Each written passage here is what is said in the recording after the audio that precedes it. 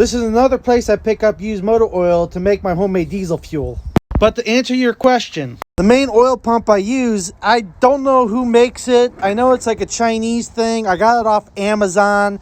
The biggest thing when you're looking for pumps to pump motor oil is you need a gear-on-gear oil pump. So inside has a small gear and then there's a big ring gear, just like a pump on a transmission. Because those are the only kind of pumps that are strong enough to pump motor oil and tough enough to handle all the dirt and crap that goes through them.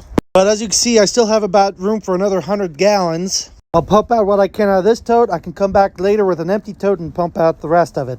In my next video, I'm going to go to the junkyard to pick up some stale gasoline to mix with this used motor oil to make homemade diesel fuel. While I'm pumping out of the storage tote, I'm making sure I don't go all the way to the bottom because that's where all the water, metal, and dirt will be settled at. And if I do get any in my totes, I filter and process that out when I get it home.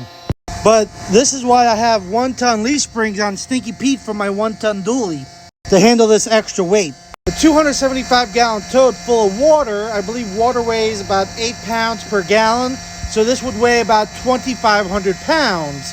But I'm pumping motor oil, which is less dense than water. It weighs less. I believe motor oil weighs about 6.5 to 7 pounds per gallon. So this tote fully filled with motor oil weighs just under 2,000 pounds. Yes, Stinky Pete is a half-ton truck, but Stinky Pete is able to haul up to 8,000 pounds.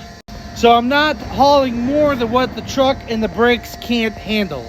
Yeah, while that's pumping, I put my extra strap on it because I'm going to be more than half full in case I have to do an emergency stop.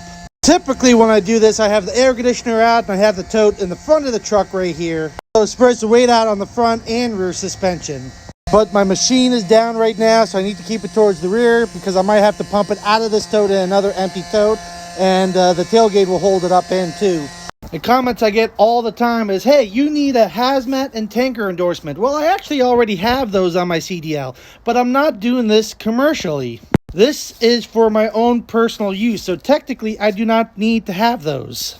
But if I did get stopped, I have them. I'm done filling up the tote. I keep it filled almost right to the top because that helps keep it from sloshing around.